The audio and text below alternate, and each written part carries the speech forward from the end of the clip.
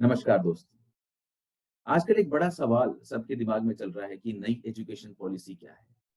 New policy 2020 ये आखिर है क्या? तो इसके कुछ जो बेसिक कांसेप्ट्स हैं, वो क्लियर करने के लिए आज हम लोगों की मुलाकात हो रही है। ये जो आपको स्क्रीन पे चेहरा दिखाई दे रहा है, ये एक बहुत ही महान व्यक्तित्व का चेहरा है जो आने वाले समय में ज़रूर अपने कर्मों के लिए, अपने जो एफर्ट्स हैं उनके लिए जाने जाएँगे। इनका नाम है कस्तूरी रंगन।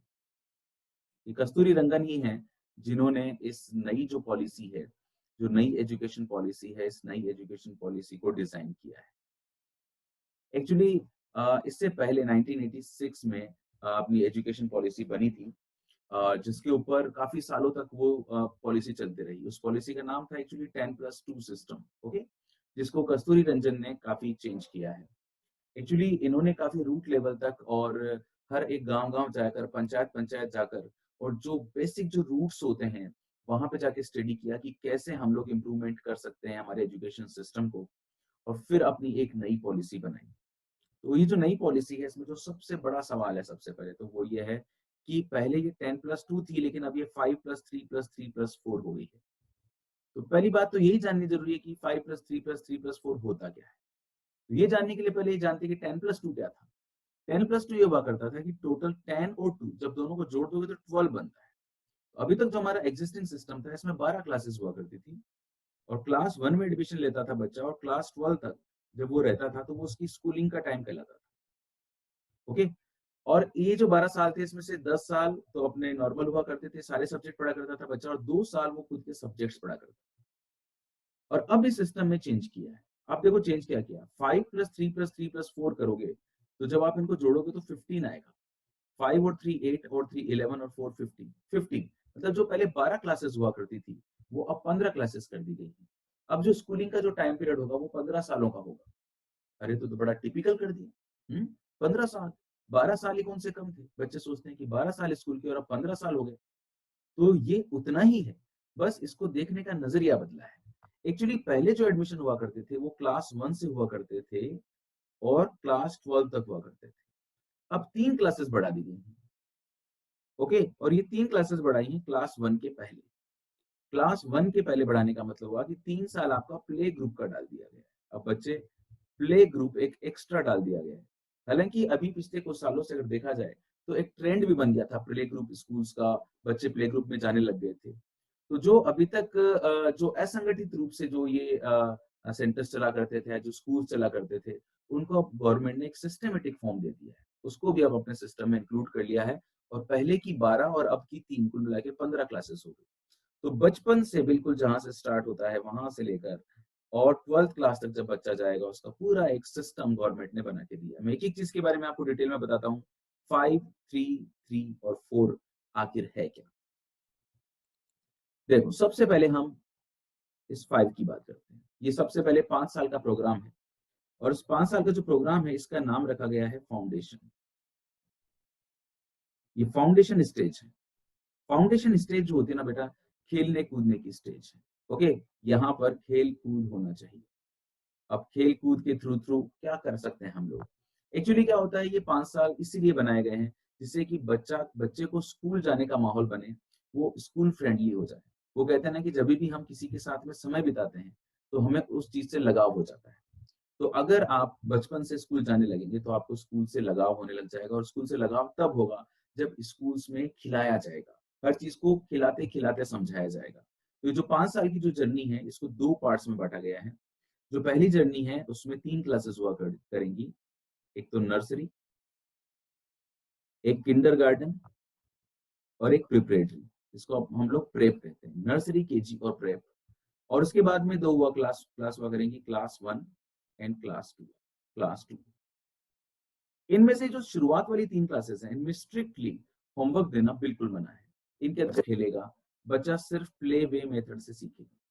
सिर्फ उसको स्कूल जाकर खेलना है और खेलने के अलावा कुछ नहीं करना है। ठीक है? Nursery, KG, prep. खेलते जाना है, खेलते-खेलते टीचर्स उसको समझाएँगे। ये एक एंट्री लेवल है। ये एक एंट्री लेवल है स्कूल का। इस लेवल का सिर्फ ये उद्देश्य है कि बच्चे को स्कूल आना सिखाना।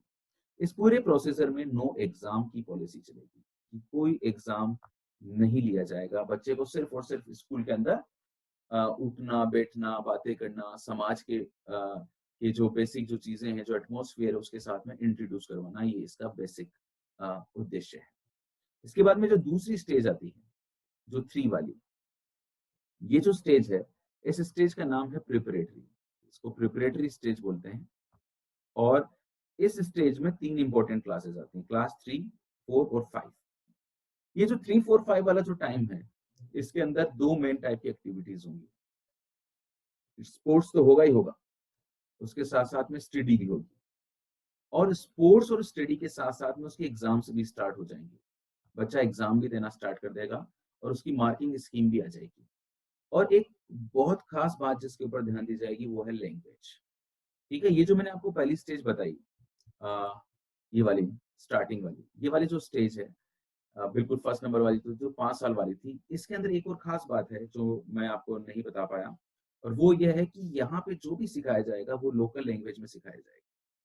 जो भी लोकल लैंग्वेज है, जैसे कोई उड़ीसा का रहने वाला है, तो वहाँ की लैंग्वेज में, कोई तमिलनाडु का रहने वाला है, तो वहाँ की लैंग्वेज में, गुजरात का रहने वाला है, वहाँ की लैंग्वेज में, राजस्थान का रहने वाला है, वहाँ की लैंग्वेज में, पंजाब का रहने वाला है, पंजाबी में। क्योंकि क्या होता है कि जो बिल्कुल जब हम लोग इनिशियल स्टेज में होते हैं, तो जिस लैंग्वेज में हम लोग घर पे बात करते हैं, अगर उसी लैंग्वेज में हमको टीचर सिखा रहा है, तो वो चीज़ हमको जल्दी से समझ में आती है।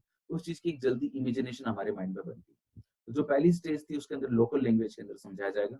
और जो दूसरी स्टेज है जिसके बारे में अब मैं बात कर रहा हूँ क्लास 3, 4, 5 इसके अंदर आपकी जो लोकल लैंग्वेज है इसके अलावा जो नेशनल लैंग्वेज है उसके अंदर भी आपको पढ़ाया जाने लगेगा। ओके? नेशनल लैंग्वेज जैसे हिंदी है। आपको ये सब चीज़ें जो है हिंदी में भी बताई जाएँगी। हिंदी के ऊपर अब आपका थोड़ा-थोड़ा जो है आपका एक्सपर्टाइज़ेशन बनने लगेगा। और इसके बाद में तीसरी स्टेप आती है जो मेरे अकॉर्डिंग सबसे इम्पोर्टेंट स्टेप है। ये जो तीसरी स्टेप है ये सबसे ज़्यादा इम्पोर्टेंट स्टेप होती है क्योंकि हम तो नीट से बिलॉन्ग करते हैं, हम इनोवेशन जो है वो नीट की प्रिपरेशन करवाता है और जब हमारे पास बच्चा पहुँचता है, तो हमने ये बात फ़ील करी है कि एक स्टूडेंट को बेस्ट परफ़ॉर्म करने के लिए जो उसके लिए सबसे इम्पोर्टेंट क्लास होती है, वो क्लास 6, क्लास 7 और क्लास 8 होती है। ये सबसे ज़्यादा महत्वपूर्ण है। जिसने इस क्लास 6, 7, 8 पे ध्यान दिया ना अच्छे से, उसकी हमेशा आगे की लाइफ़ बहुत अच्छी हो जाती है, क्योंकि सारे बेसिक कांसेप्ट्स यहीं पर बनते हैं।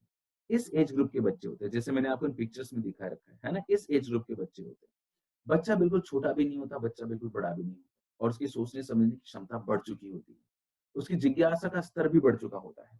और ये जो स्टेज है, तीसरी स्टेज, इस स्टेज को कहते हैं मिडल स्टेज। ये 3 साल की स्टेज है, ये मिडल स्टेज है। और उस मिडल स्टेजेस में क्या-क्या करवाया जाता है, वो मैं आपको बता देता हूँ। इस मिडल स्टेज में इस नई पॉलिसी के अकॉर्डिंग एक तो वोकेशनल ट्रेनिंग दी जाएगी। वोकेशनल ट्रेनिंग का मतलब होगा कि कोई भी एक स्किल जो है बच्चे को सिखाई जाएगी। जैसे मान लीजिए सिलाई करना है, जैसे बुनाई करना है या जैसे पेंटिंग करना है ना? कोई भी एक स्किल या जैसे कोई खादी का काम है, ये जो कारपेंटर वाला जो काम होता है वो करना। मतलब कोई भी एक स्किल पे बहुत ज़्यादा जोर दिया जाएगा वोकेशनल ट्रेनिंग जिससे कि बच्चा जो है अ, कभी अपने स्किल के दम पर अपना जीवन यापन कर सके। एक कला तो कम से कम कोई ना कोई आनी ही चाहिए। इस चीज़ के ऊपर बहुत ज़्यादा जोर रहेगा। सारे सब्जेक्ट जितने भी सब्जेक्ट्स हैं वो सब इंक्लूड हो जाएँगे। वो साइंस, मैथ्स, सोशल स्टडी, है ना? कुछ कॉमर्स रिलेटेड सब्जेक्ट, जितने भी प्रकार के सब्जेक्ट्स होते हैं, सबके बारे में पढ़ेगा इस पर्टिकुलर स्टेज में। उसके लिए कंप्यूटर जो है, कंप्यूटर पढ़ना, वो बहुत ज़्यादा नेसेसरी हो जाएगा। आप देखो इस कोरोना के समय में ये तो हमको सबको पता चल गया कि टेक्नोलॉजी कितनी ज़्यादा ज़रूरत है और कितनी ज़्यादा इम्पोर्टेंट है ये हमारी लाइफ के लिए। तो कंप्यूटर के ऊपर बात होगा और साथ ही साथ इस स्टेज में उसे एक इंडियन लैंग्वेज भी सिखाई जाएगी। इंडियन लैंग्वेज मतलब जैसे संस्कृत, ठीक है ना? जैसे उर्दू या जैसे कोई तमिल या फिर गुजराती या कोई भी लैंग्वेज जो आप अपनी रेगुलर लैंग्वेजेस के अलावा पढ़ना चाहते हो, वो पढ़ाई जाएगी।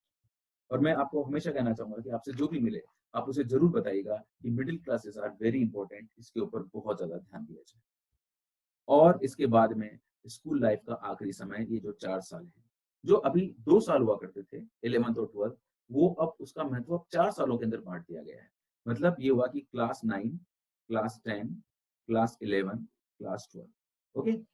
आपको जो भी सब्जेक्ट लेना है, अभी तो पर्टिकुलर सब्जेक्ट लिया जाता था कि बच्चा केवल साइंस के सब्जेक्ट ले सकता था, फिजिक्स, केमिस्ट्री, बायोलॉजी ले ली जैसे, ठीक है ना? या फिजिक्स, केमिस्ट्री, मैथ्स ले ली। और वो फिजिक्स, केमिस्ट्री, बायोलॉजी के साथ-साथ में हिस्ट्री भी ले सकता है। फिजिक्स, केमिस्ट्री, मैथ्स के साथ-साथ में वो अकाउंट्स का सब्जेक्ट भी ले सकता है, जिससे कि उसका जो डायमेंशन्स है वो इंक्रीज़ हो। इस दौर के अंदर क्या होता है, कोई भी स्टूडेंट वो सपने देखना शुरू कर देता है और आगे भविष्य के बारे में सोचने लग जाता है कि अब मुझे क्या करना है। तो उसके लिए जैसे 9th में 10th में वो जितने मतलब सब्जेक्ट जो है ना अपने अकॉर्डिंग चूज़ करे और उनको पढ़ना स्टार्ट करे। और अब ये बात अलग है कि वो किस स्ट्रीम में जाना चाहता है। जैसे भाई मान लीजिए कि वो मेडिकल में जाना चाहता है। वो मेडिकल में जाना चाहता है, तो अब वो ऑलरेडी ऐसे सब्जेक्ट चूज़ करेगा जो मेडिकल के लिए डिसाइडेड है। जैसे आजकल मेडिकल और ये इंजीनियरिंग जो सब एग्ज़ाम्स होता है, ये एनटीए हैंडल करती है। ठीक है ना? अब एनटीए क्या करेगी, एनटीए अपना सिलेबस निकालेगी कि भई अगर मेडिकल कॉलेजेस में एडमिशन लेना है, तो आपको फिज़िक्स, केमिस्ट्री, बायोलॉजी सब्जेक्ट चाहिए। ठीक है ना? या फिर आपको इंजीनियरिंग में एडमिशन लेना है, तो फिज़िक्स, केमिस्ट्री और मैथ्स सब्जेक्ट चाहिए। तो आपको अगर मेडिकल में जाना है, तो 3 सब्जेक्ट तो पढ़ने ही पढ़ने हैं। इसके अलावा आप अपनी चॉइस से कोई दूसरा सब्जेक्ट लेना चाहते हो तो वो ले सकते हो, क्योंकि हो सकता है कि 12th के बाद में आप नीट की तरफ नहीं जाना चाहते हो, आप किसी दूसरी स्ट्रीम में जाना चाहते हो। तो आप अपने अकॉर्डिंग कोई दूसरा सब्जेक्ट भी ले लीजिए, जैसे हिस्ट्री है। अब आपने 4 साल पढ़ा और आपको ठीक नहीं लगा, यार मेरा तो फिजिक्स, केमिस्ट्री बैलेंस नहीं हो रहा मेरे से तो, है ना? मैं तो कुछ और करूँगा। तो जैसे अगर आपने साथ में अकाउंट्स ले रखा है, तो आप कॉमर्स के किसी एग्ज़ाम का एंट्रेंस दे सकते हैं, जैसे चार्टर्ड अकाउंटेंट के लिए जो एंट्रेंस एग्ज़ाम्स होते होते हैं, वो दे सकते हैं। मतलब खुद को मतलब आप जंप कर सकते हैं, ओके?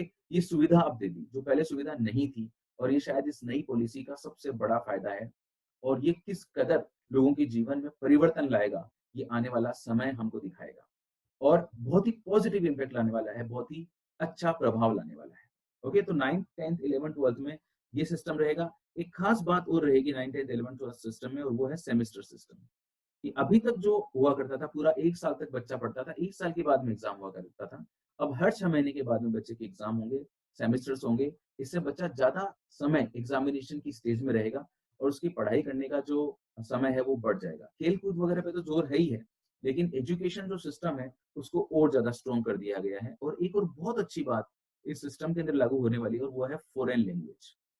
कि फ़ॉरेन लैंग्वेज पे भी आपकी कमांड होगी। जैसे मैंने आपको बताया कि सबसे पहले लोकल लैंग्वेज, उसके बाद में हिंदी लैंग्वेज, उसके बाद में इंडिया की कोई दूसरी लैंग्वेज और उसके बाद में 9th, 10th, 11th, 12th में आएगा तो किसी फ़ॉरेन लैंग्वेज का भी उसको सब्जेक्ट लेने का एक उसके पास में ऑप्शन रहेगा और ज़्यादा गवर्नमेंट जोर लगाएगी कि वो कोई न कोई फ़ॉरेन लैंग्वेज सीखे, जिससे कि उसका जो एक्सपोज़र है, वो बढ़ जाए। और मुझे तो इस पूरे सिस्टम का सबसे अच्छा पार्ट ही यही लगा कि सबसे पहले जोर दिया गया है लोकल लैंग्वेज पे। ओके, जिससे कि बच्चे के कांसेप्ट बनने स्टार्ट हुए। उसके बाद में जब वो थोड़ा-सा आगे बढ़ता है तो इंडियन लैंग्वेज और उसके बाद में जब और आगे बढ़ता है तो फॉरेन लैंग्वेज कोई भी। तो मतलब एक व्यक्ति की जो है ना इतनी सारी अगर वो इतनी सारी भाषाएँ समझ सकता है, तो वो सिर्फ़ इंडिया में नहीं, इंडिया के बाहर भी बहुत अच्छा काम कर सकता है। वो कुछ भी बनना चाहता है, वो डॉक्टर बनना चाहता है, इंजीनियर बनना चाहता है, वो कुछ भी हासिल करना चाहता है, उसके सामने रास्ते खुले हैं, ठीक है ना? उसके जो रास्ते हैं, वो ज़्यादा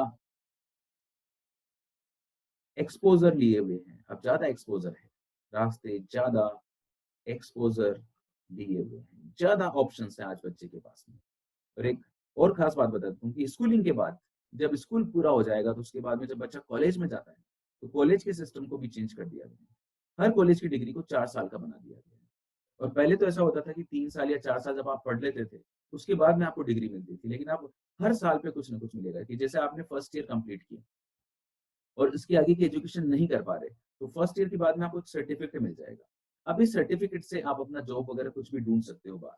और अगर आपने 2 साल पढ़ाई कर दी है तो आपको डिप्लोमा मिल जाएगा, ठीक है ना? आपकी स्किल्स थोड़ी और ज़्यादा बढ़ जाएँगी, आप इससे और ज़्यादा अच्छी जॉब्स ले सकते हो। और जब पूरे 3 साल हो जाएँगे, तो आपकी डिग्री हो जाएगी और डिग्री हो जाएगी तो आप फिर कई कॉम्पिटिशन एग्ज़ाम्स दे सकते हो, जैसे आईएएस, आरएएस वगैरह जो बड़े-बड़े जो एग्ज़ाम्स होते हैं ये, जो ग्रेजुएशन के बाद में दिए जाते हैं, वो दे सकते हो। और अगर आपने चौथा साल भी पूरा कर लिया, तो इसमें आप रिसर्च वर्क भी करेंगे, ठीक है ना? रिसर्च वर्क आपका हो जाएगा और इसके बाद में फिर पोस्ट ग्रेजुएशन वगैरह का जो सिस्टम है, वो तो रहेगा ही रहेगा। वो जैसा चलता है कि आप जितना ज़्यादा एक्सपर्टाइज़ेशन चाहते हैं, उतना ज़्यादा एक्सपर्टाइज़ेशन होता जाएगा। तो ये जो था वो सारा पॉलिसी के बारे में मैंने आपको कुछ-कुछ बातें बताई। आई थिंक आपको काफ़ी कुछ जानने को मिला होगा इसके अंदर और हर नई पॉलिसी के साथ इनोवेशन, बदलते परिवेश के साथ खुद को ढालने में हमेशा आगे रहा है क्योंकि उसका नाम ही इनोवेशन है। तो निश्चित रूप से इस नई पॉलिसी के अंदर आप सभी पेरेंट्स के लिए और स्टूडेंट्स के लिए इनोवेशन के पास में भी बहुत कुछ होगा और उसे भी कुछ नया इनोवेट करने के लिए एक और मौका मिलेगा और निश्चित रूप से हम सबसे आगे रहेंगे और आपके साथ हमेशा रहेंगे। आपकी हर समस्या हमारी समस्या और उसका समाधान करना जो है, ये हमारा काम है। आपको जो भी कुछ जानना हो नई एजुकेशन पॉलिसी के बारे में या मेडिकल एंट्रेंस एग्ज़ाम्स के बारे में, तो आप कॉन्टैक्ट कीजिए इनोवेशन इंस्टीट्यूट पे। धन्यवाद।